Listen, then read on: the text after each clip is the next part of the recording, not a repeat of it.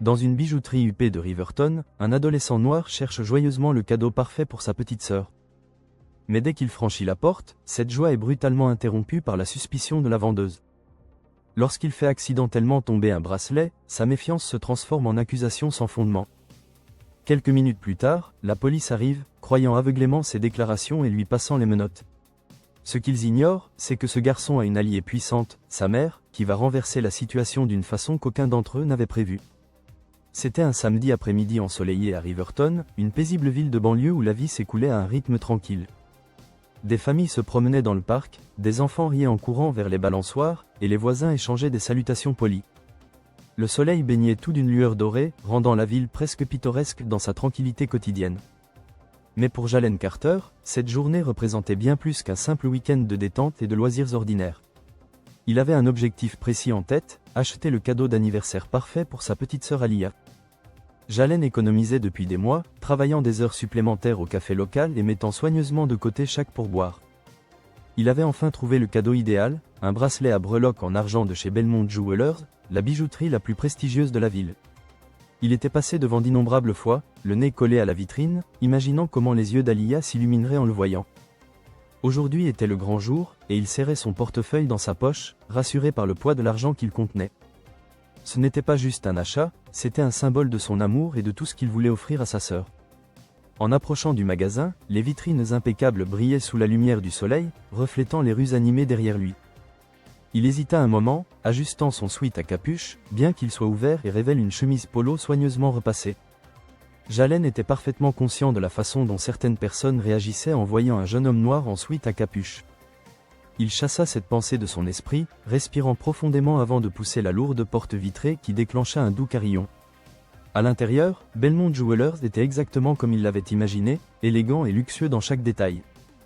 Des vitrines en verre poli, des étagères tapissées de velours et des rangées d'or et d'argent étincelant sous des lumières presque aveuglantes. Le parfum subtil d'un cologne coûteux et de bois poli flottait dans l'air, complétant l'atmosphère raffinée du lieu. Les clients étaient principalement des femmes plus âgées et bien habillées, leurs bagues en diamant captant la lumière.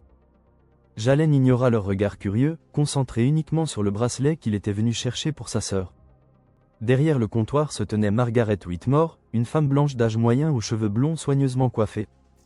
Son expression, d'abord neutre, changea subtilement dès que son regard se posa sur Jalen, ses lèvres se serrant en une fine ligne. Jalen le sentit immédiatement, ce changement, cette question silencieuse mais assourdissante qui flottait dans l'air quand des personnes comme elle regardaient des personnes comme lui. Il avait déjà vu ce regard auparavant, il avait ressenti le poids de la suspicion qui s'accrochait à lui comme une chaîne invisible. Mais il refusa de se laisser décourager et s'approcha du comptoir avec un sourire poli, pointant le bracelet exposé dans la vitrine. « J'aimerais voir celui-ci, s'il vous plaît, dit-il d'une voix assurée et calme, comme sa mère lui avait toujours appris à parler. Margaret, cependant, ne bougea pas, se contentant de croiser les bras en penchant légèrement la tête avec condescendance. « Vous êtes sûr ?» demanda-t-elle, sa voix dégoulinante de mépris, « celui-ci est assez cher pour quelqu'un comme vous. » L'estomac de Jalen se noua, mais il força son expression à rester neutre tandis qu'il sortait son portefeuille. « Je suis sûr, dit-il fermement, montrant l'argent soigneusement plié qu'il avait travaillé si dur pour gagner. » Les yeux de Margaret se posèrent sur l'argent, ses lèvres se retroussant légèrement comme si cette vue l'offensait. Au lieu de se détendre, elle sembla encore plus tendue, ses doigts s'agitant près du téléphone posé sur le comptoir. « Et où exactement avez-vous obtenu tout cet argent ?» demanda-t-elle d'une voix faussement décontractée mais tranchante comme une lame. Jalen se raidit, sentant la colère monter en lui mais s'efforçant de rester calme face à cette accusation à peine voilée. « Je travaille au café Parker, dit-il en articulant chaque mot avec soin, j'ai économisé pour ce bracelet. » Margaret émit un petit bruit d'incrédulité, secouant légèrement la tête avec un sourire sec et méprisant. « Et vous vous attendez à ce que je croie cela ?» dit-elle en tapotant ses ongles contre le comptoir avec impatience. Jalen ravala la colère qui montait dans sa gorge, serrant puis desserrant les poings pour garder son calme. « Puis-je simplement voir le bracelet, s'il vous plaît ?» demanda-t-il, sa patience s'amenuisant face à ce traitement injuste. Margaret soupira comme s'il la dérangeait, mais finit par sortir le plateau de velours qu'elle plaça sur le comptoir. « Faites attention avec, avertit-elle d'un ton cassant, il vaut plus que ce que vous gagnez probablement en un an. » Jalen serra les dents mais ne dit rien, prenant délicatement le bracelet pour l'examiner avec admiration. Mais alors qu'il le tournait légèrement, admirant la façon dont les breloques se balançaient, le métal lisse glissa entre ses doigts. Le bracelet tomba sur le comptoir en verre avec un léger tintement, puis rebondit sur le sol carrelé en dessous. À cet instant précis, le souffle de Jalen se coupa dans sa gorge, et avant même qu'il puisse faire un geste, Margaret poussa un cri perçant. « Mon Dieu, je le savais » hurla-t-elle, sa voix tranchant l'atmosphère du magasin comme une sirène stridente. Tous les regards se tournèrent vers eux tandis que Margaret pointait un doigt accusateur vers Jalen avec indignation. « Je savais que vous mijotiez quelque chose, vous essayiez de le voler, n'est-ce pas, vous pensiez vous en tirer ?» L'estomac de Jalen se noua, le poids de ses paroles s'abattant sur lui comme un train de marchandises. La pièce était devenue silencieuse, mais l'air était lourd de quelque chose de pesant, jugement, suspicion, peur. Il sentait les regards de chaque client le transpercer, observant comment une femme serrait son sac un peu plus fort. Son esprit lui criait de dire quelque chose, de se défendre, mais il savait que personne dans cette pièce ne le croirait. Au loin, le hurlement des sirènes de police déchira l'air, un son strident tranchant l'après-midi autrefois paisible. Les sirènes se rapprochèrent, et Jalen sentit son pouls martelé contre ses côtes alors que la gravité de la situation le frappait. Il avait su que cela pouvait arriver, il l'avait vu aux informations, dans des conversations chuchotées, dans la peur de sa mère. Mais savoir que cela pouvait arriver et le vivre étaient deux choses complètement différentes et terrifiantes. Sa respiration était oppressée, ses doigts tremblaient légèrement, tandis que chaque instinct lui criait de bouger, de fuir. Mais il ne fit rien de tout cela, restant immobile, se forçant à respirer calmement pour ne pas aggraver la situation. La voix de Margaret était tranchante et autoritaire alors qu'elle parlait au téléphone, sa main libre agrippant toujours le comptoir. « Oui, tout de suite, j'ai besoin d'agents chez Belmont Jewelers immédiatement, il est encore là » il essaie de nier. Ses yeux se posèrent sur Jalen, ses lèvres se courbant en un sourire satisfait, comme si elle attendait ce moment depuis longtemps. « Et dépêchez-vous, ajouta-t-elle en baissant la voix juste assez pour paraître urgente, il devient agressif maintenant. » L'estomac de Jalen se souleva, ses poings se serrant à ses côtés face à ce mensonge flagrant qui aggravait sa situation. Agressif, il avait à peine parlé, il n'avait même pas bougé, et pourtant elle peignait un tableau que tout le monde semblait croire. Il pouvait le sentir dans la façon dont les autres clients reculaient, leur regard passant de lui à Margaret sans jamais questionner ses paroles. Une femme en robe à fleurs serra son sac plus près d'elle, un homme plus âgé en costume secoua la tête. Jalen avala difficilement sa salive, jetant un coup d'œil au bracelet sur le sol, ce même bracelet qui avait glissé de ses doigts. Il prit une respiration tremblante et regarda Margaret droit dans les yeux, contrôlant sa voix malgré sa colère. « Je n'ai rien volé, dit-il d'une voix basse mais ferme, vous le savez parfaitement bien. » Margaret ricana, croisant les bras sur sa poitrine avec dédain et une assurance méprisante. « Ne jouez pas l'innocent maintenant, vous pensiez pouvoir vous en tirer, mais je connais votre genre. » Elle cracha ces derniers mots avec un dégoût à peine voilé, son regard glissant sur son sweat à capuche. La porte vitrée du magasin s'ouvrit brusquement, laissant entrer deux policiers en uniforme qui balayèrent rapidement la pièce du regard. « Le voilà » cria Margaret, pointant Jalen comme s'il était un fugitif recherché, « c'est lui, il a essayé de me voler. » Jalen eut à peine le temps de réagir avant que l'un des officiers, un homme grand et robuste aux cheveux grisonnants, s'avance vers lui. « Monsieur, j'ai besoin que vous mettiez vos mains où je peux les voir » ordonna l'officier Blake en atteignant déjà ses menottes. Le souffle de Jalen se coupa, ses doigts tressaillirent à ses côtés mais il ne bougea pas, chaque muscle de son corps lui criant de fuir. « J'ai 10 mains en l'air où je peux les voir » répéta Blake d'un ton plus dur et autoritaire. « Je n'ai rien fait » dit Jalen, sa voix plus assurée qu'il ne le ressentait réellement. Margaret laissa échapper un soupir exagéré, roulant des yeux avec une arrogance troublante face à la situation. Le second officier, un homme plus jeune aux yeux vifs, Doyle, hésita, son regard passant de Jalen à Margaret puis au bracelet. Contrairement à Blake, il ne s'avançait pas immédiatement, et Jalen remarqua cette lueur de doute dans son expression. Mais cela n'avait pas d'importance, Blake s'approchait déjà, menottes prêtes, son visage dépourvu de toute hésitation. « Fiston, je vais vous demander de sortir, » dit Blake en avançant encore, sa décision déjà prise. Jalen sentit son pouls martelé contre son crâne, sa respiration devenant superficielle face à cette injustice flagrante. « Appelez ma mère, » dit-il fermement, sa voix portant à travers le magasin avec une assurance inattendue. Blake ricana, secouant la tête avec désinvolture face à cette demande qui lui semblait futile. « Gamin, tu pourras passer ton coup de fil au poste, » dit-il sans cacher son impatience. « Non, appelez ma mère maintenant, » insista Jalen, sa voix plus ferme encore, résonnant dans toute la boutique. Margaret leva les yeux au ciel avec un sourire narquois, croisant les bras sur sa poitrine. « Oh bien sûr, laissons-le appeler maman, » dit-elle sarcastiquement, et qui est-elle, un défenseur public. Jalen l'ignora, sortant son téléphone d'un geste mesuré pour composer le numéro avec des mains étonnamment stables. Maman, j'ai besoin de toi chez Belmont Jewelers, maintenant, dit-il simplement dans le combiné. Les minutes qui suivirent semblèrent s'étirer comme des heures, l'air dans le magasin était épais, la tension palpable. Margaret tapait du pied avec impatience, Blake soupirait en tenant toujours ses menottes, et Doyle consultait sa montre. Et puis la porte s'ouvrit à nouveau, et une femme entra, grande, imposante, avec une présence qui fit taire toute la pièce. Un tailleur bleu marine soulignait sa silhouette, ses talons claquaient contre le carrelage avec précision et autorité. Ses yeux perçants, si semblables à ceux de Jalen, balayèrent la scène devant elle avec une acuité implacable. Elle sortit un badge, le montrant avec une autorité qui ne laissait aucune place au doute ou à la contestation. « Je suis le docteur Simon Carter », annonça-t-elle, sa voix tranchant l'air comme de l'acier, chef de la police de Riverton. Elle tourna son regard, le fixant sur Blake avant de désigner Jalen d'un geste calme mais lourd de sens. « Et ceci, dit-elle en pointant vers Jalen, est mon fils, que se passe-t-il exactement ici ?» Un silence de mort s'abattit sur la pièce pendant un long moment, le poids des paroles de Simon Carter oppressant tout le monde. Blake se raidit d'abord, sa prise sur les menottes vacillant tandis que son assurance semblait fondre comme neige au soleil. Doyle, qui avait déjà montré de l'hésitation, exhala brusquement, son attitude changeant de façon visible et calculée. Mais c'est Margaret qui réagit le plus violemment, son expression se déformant, le sourire narquois disparaissant instantanément. « Comment » balbutia-t-elle, sa voix n'ayant plus la même assurance venimeuse, maintenant teintée de panique évidente.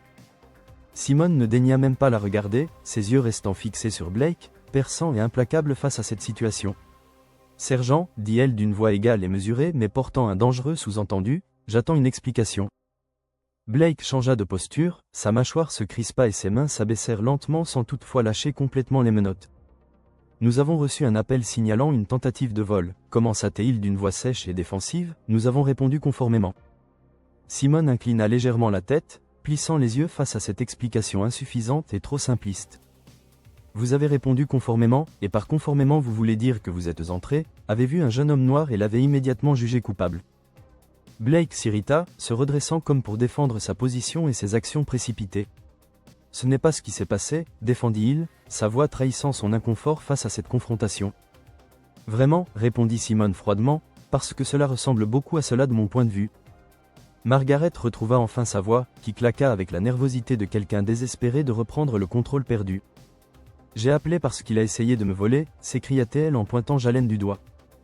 Il a fait tomber le bracelet et allait clairement le prendre, je l'ai arrêté juste à temps. » Simon exhala lentement, son regard se tournant vers Jalen pour la première fois depuis son arrivée.